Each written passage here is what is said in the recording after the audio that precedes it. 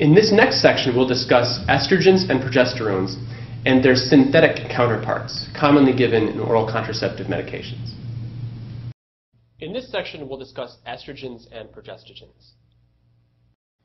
Estrogens are endogenous compounds that act at estrogen receptors in both males and females. They have actions in many tissues in the body. 17-beta-estradiol is the most important natural estrogen. These synthetic estrogens are designed for increased bioavailability as well as increased half-life. Estrogens are clinically used as oral contraceptives for hormone replacement therapy, hypogonadism, both congenital and acquired, dysmenorrhea, and abnormal uterine bleeding. Some of the clinically prescribed estrogens include Premarin, which is equine estrogen purified from horse serum. These are conjugated to sulfate esters. Premarin is commonly used for hormone replacement therapy. Ethinyl estradiol is commonly used for oral contraceptive therapy. Estrogens, when given as oral contraceptives or as hormone replacement therapy, can cause nausea, bloating, and headache, breast pain, or mastalgia. They can also cause an increased risk of thromboembolism. Synthetic estrogens are more thrombogenic than natural estrogens. When a patient has other risk factors for thrombosis, such as factor V Leiden mutations, cigarette smoking, etc., that risk of thromboembolism will multiply.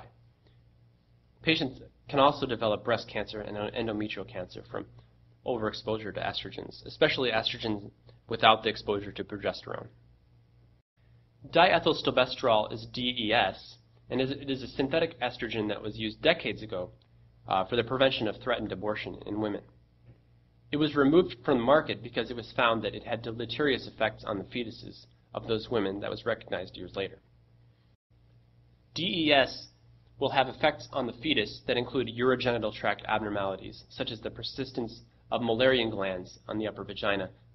This can lead to clear cell adenocarcinoma of the vagina, which is otherwise a very rare malignancy. In the male, it can also cause genital tract defects. A newer class of molecules called the SERMs, or selective estrogen receptor modulators, are compounds that have tissue-specific estrogen activity. In some tissues, they have estrogen agonist activity, whereas in other tissues, they may have no activity or an antagonistic activity. The goal of SERMs is to produce beneficial areas in some target tissues without causing deleterious effects, for example, in the breast and the endometrium. Tamoxifen was one of the first SERMs. It is an antagonist at the breast estrogen receptor. The way that it works is by blocking the estrogen effect on the breast cancer. It is also a partial agonist at the endometrial estrogen receptor.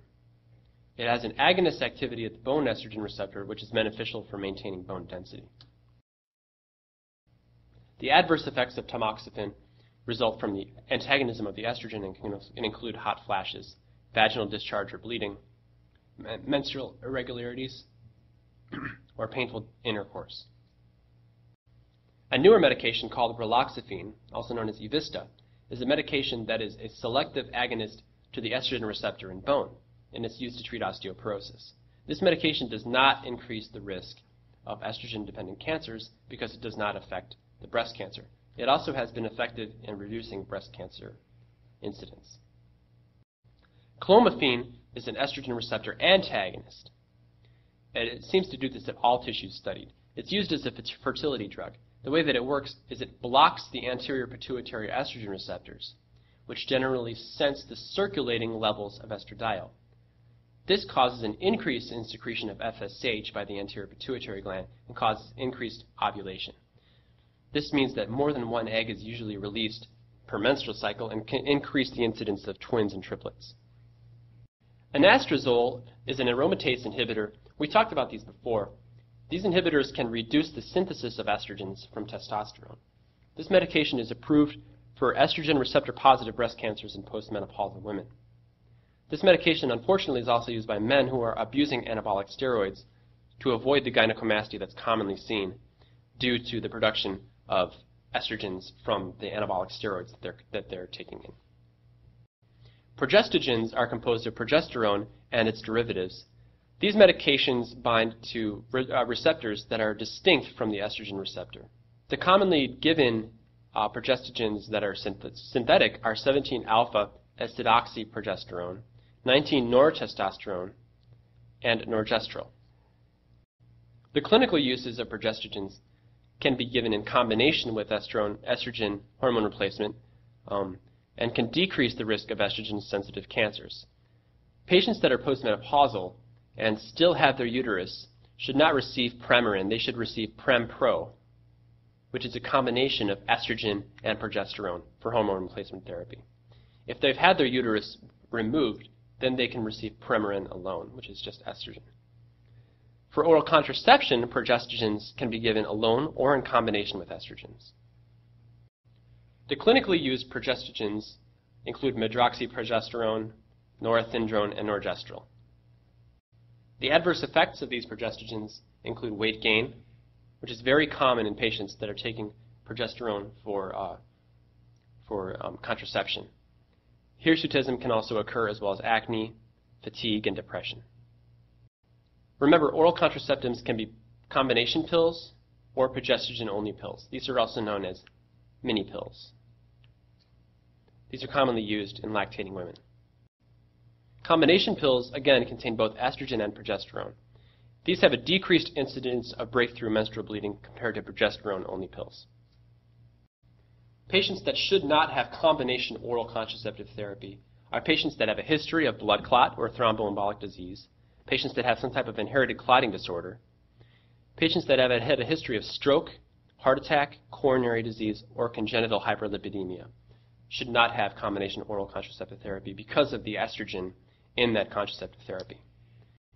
Patients should also not have a history of cigarette smoking, particularly if they're over the age of 35, breast cancer, endometrial cancer, some type of vaginal bleeding that's undiagnosed, patients that may be pregnant, or patients that may have some type of liver tumor or impaired liver function. Progesterone-only oral contraceptives are generally considered safer than combo pills, but they're more likely to cause irregular bleeding. Mifepristone, also known as RU486, is also known as the abortion pill.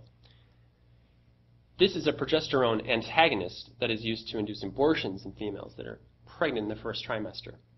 This is, of course, in contrast with the morning after pill. The morning after pill consists of 2 doses of estrogen that are each approximately 2 times the normal dose of the combination contraception pills. Mifepristone can be used up to 49 days from the first day of the last menstrual period. This is now legal in some states in the United States. Mifepristone is then followed by a dose of misoprostol 48 hours. Misoprostol will induce uterine contraction and expulsion of fetal products.